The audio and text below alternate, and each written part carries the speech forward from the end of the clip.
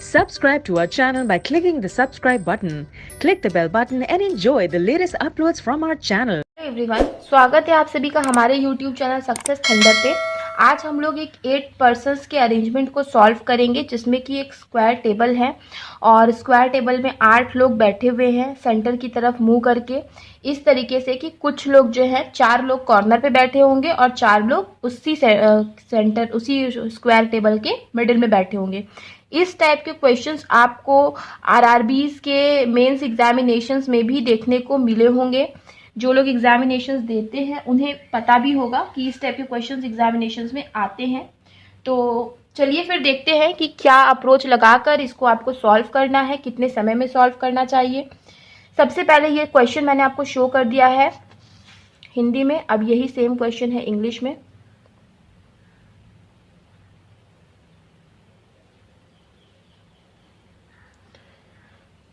I hope अब तक आप लोगों ने स्क्रीनशॉट ले लिया होगा। चलिए अब देखते हैं कि कैसे सॉल्व करते हैं इस क्वेश्चन को।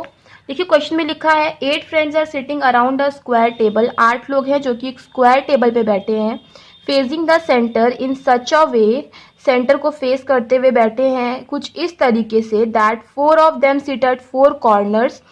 देखिए 8 लोग हैं जो कि एक स्क्वायर टेबल पे बैठे हुए हैं और ये सभी के सभी सेंटर को फेस करते हैं कुछ इस तरीके से कि 4 लोग कॉर्नर पे बैठेंगे, while 4 sits at middle of the sides। बाकी के 4 लोग जो है मिडिल में बैठ रहे हैं। Each of them has different hobbies, सभी की अलग अलग हॉबीज भी हैं। Person who likes singing sits opposite to A।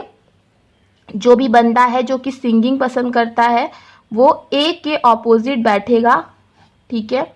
One who likes traveling doesn't sit at any of the 4 corners। जो भी ट्रैवलिंग पसंद करता है वो कॉर्नर पे नहीं बैठेगा, ठीक है। तो ट्रैवलिंग पसंद करने वाला कहाँ बैठेगा, वो मिडिल में बैठेगा। जब कॉर्नर पे नहीं बैठेगा तो डेफिनेटली मिडिल पे बैठेगा। Only 2 person sit between D and B. D और बी के बीच में केवल 2 ही लोग बैठेंगे। F sit second to the left of A. A के सेकेंड लेफ्ट पे कौन बैठेगा, F. A who likes cooking. A जो कि कुकिंग पसंद करता है, तो ए का क्या हॉबी है, ए की हॉबी है कुकिंग। और ए के सेकेंड लेफ्ट पे कौन बैठेगा, एफ बैठेगा।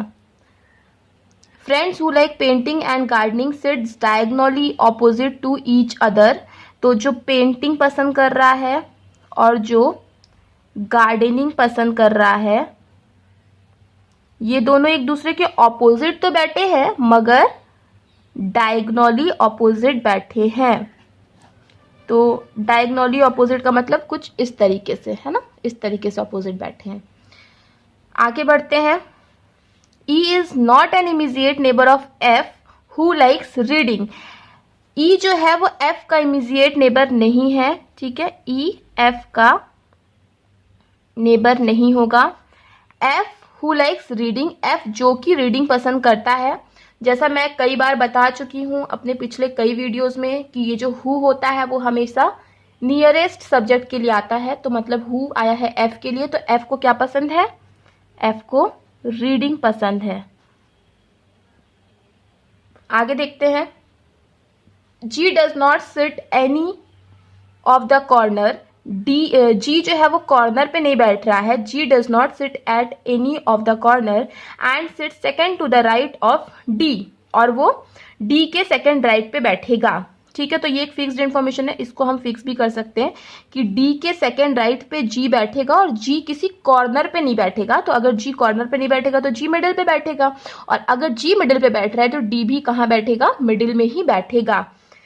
तो अब आगे बढ़ते हैं। G does not seat at any of the corners and sit second to the right of D.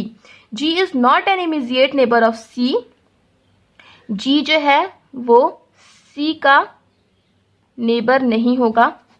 देखिए आप भी जब कंडीशंस लिखोगे तो इतना ही साफ लिखना है। मे बी कोई मुझसे भी ज़्यादा साफ लिख सके, मगर इतना आपको ज़रूर साफ लिखना है कि जब आप कंडीशंस को पढ़ के पजल को सॉल्व कर रहे होगे तो आप कभी भी अटको ना, कभी भी फंसो नहीं, कभी भी आपको क्वेश्चन को देखने की ज़रूरत ना पड़े।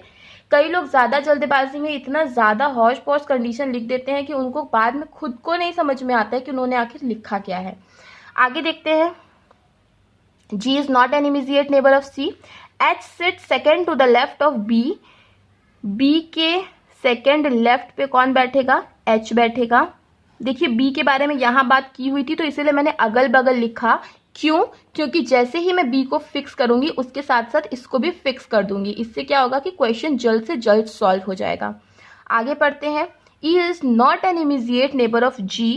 E जो है वो G का नेबर नहीं है, यहीं पे लिख देते हैं। देखिए कंडीशंस को इस तरीके से मैं लिख रही हूँ, इसका मतलब होता है कंडीशंस को मैं कंपाइल करके कम से कम स्पेस में लिखने की कोशिश कर रही हूँ, ताकि जैसे ही आप एक चीज सॉल्व करो उसके साथ ही अगर कोई और भी कंडीशंस आपको दिख जाएंगी तो वो भी सॉल्व हो जाएंगी। इससे समय की बचत होती है। जैसे कि यहाँ पे था कि मैं इसको अलग से भी लिख सकती थी कि ई जो है जी का नेबर नहीं होगा, लेकिन इसी में मैंने लिख दिया ताकि हमें पता चल सके कि जी के अगल बगल ना तो सी आएगा ना तो ई आएगा। ठीक है, तो E is not an immediate neighbour of G. And क्या लिखा है? C does not like painting. C को पेंटिंग नहीं पसंद है, तो यहाँ पेंटिंग के बारे में लिखा था, यहीं पे क्रॉस करके लिख दो सी, मतलब सी को जो है वो पेंटिंग पसंद नहीं होगा। पर बढ़ते हैं, आगे लिखा हुआ है person who like dancing is not an immediate neighbour of A and H. जो भी पर्सन जिसको डांस पसंद है वो ना तो ए का नेबर है ना तो फिर एच का नेबर है। तो लिख लेते हैं कि डांसिंग पसंद करने वाले बंदा का जो नेबर ना तो ए होगा ना तो फिर वो एच होगा। ठीक है, person who like dancing is not an immediate neighbour of A and H. F seats at the middle of one of the sides of the table. F जो है वो क्या है? कहीं ना कहीं मिडिल में बैठता है। ठीक है, एफ मिडिल में बैठेगा। तो देखिए एफ मिडिल में बैठेगा ये हमें पता चल चुका। और ये देखिए क्या लिखा होता है? ए के सेकंड लेफ्ट पे एफ बैठेगा। ठीक है, अब ये दो तो मिडिल हमारे फिक्स हो गए। अगर आप एफ को यहां लिखोगे तो ए के सेकंड लेफ्ट पे एफ आएगा, है ना। तो ए तो यहाँ आ नहीं सकता, तो एफ आपको यही लिखना पड़ेगा, फिर ए के सेकंड लेफ्ट पे एफ यहाँ आ जाएगा। अब ए को कुकिंग पसंद था और एफ को रीडिंग पसंद था, तो ये वाला भी आपका फिक्स हो गया। आगे बढ़ते हैं। One of the person like writing, H does not like dancing. किसी एक बंदे को राइटिंग पसंद है लेकिन एच को डांसिंग नहीं पसंद है। यहां से हमारा क्वेश्चन खत्म होता है। अब हमें इतने इन्फॉर्मेशन में क्वेश्चन को बनाने की कोशिश करना है। तो चलिए देखते हैं कैसे बन जाएगा। देखिए डी यहाँ पे है, तो डी और बी के बीच में बोला गया है कि डी और बी के बीच में जो है दो लोग होंगे, और बोला गया कि ए के ऑपोजिट आएगा सिंगिंग। तो ए यहाँ पे है तो इसके ऑपोजिट सिंगिंग कहाँ पे आ जाएगा? यहाँ पे आ जाएगा। ये आपका सॉल्व हो गया। अब और एक चीज बोला था कि ट्रैवलिंग जो है वो कहीं ना कहीं मिडिल में आएगा। तो देखिए 1 2 3 तो मिडिल फिक्स हो गए। अब एक ही बचा हुआ है, तो ट्रैवलिंग कहाँ पे आ जाएगा? ट्रैवलिंग हमें डी को देना होगा। अच्छा, डी और बी के बीच में दो है तो 1 2 बी यहाँ पे भी आ सकता है, 1 2 बी यहाँ पे भी आ सकता है। फिर बोला कि बी के सेकंड लेफ्ट पे आएगा एच, तो काफी सारी जगह है। अच्छा, अब बोला क्या है कि ई और एफ जो होंगे वो नेबर नहीं होंगे। तो देखिए एफ का नेबर ई नहीं होगा और जी का भी नेबर ई नहीं होगा। ठीक है, तो ई ना तो यहाँ आएगा ना तो यहाँ आएगा ना तो यहाँ आएगा, तो ई के लिए केवल एक जगह बची है, वो है ई यहाँ पे।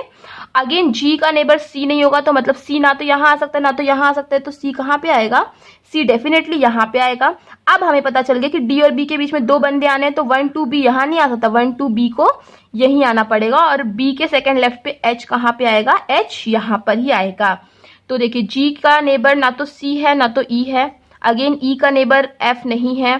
ठीक है, डी और बी के बीच में दो बंदे भी हो गए, है ना, और बी के सेकंड लेफ्ट पे एच भी आ गया। तो ये सारी कंडीशंस हमारी सॉल्व हो गई हैं। अब देखिए देखते हैं क्या हो सकता है। ए और एच जो है वो डांस नहीं पसंद करेंगे।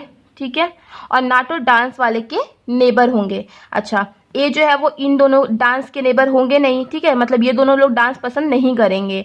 अगेन एच जो है वो भी डांस पसंद नहीं करता, तो डांसिंग कौन पसंद करेगा? डांसिंग बी पसंद करेगा। अच्छा, तो ये वाला भी हो गया कंप्लीट आपका, और ये भी कंप्लीट हो गया। अब एक बोला था कि पेंट जो है उसके डायगोनली अपोजिट रहेगा गार्डनिंग पसंद करने वाला। ये तो अब बन नहीं सकता, अब ये दोनों को बनाना पड़ेगा। लेकिन पेंट क्या है? सी पेंटिंग पसंद नहीं करता, तो एच क्या करेगा? एच पेंटिंग पसंद करेगा। और फिर ये क्या पसंद करेगा? गार्डनिंग पसंद करेगा।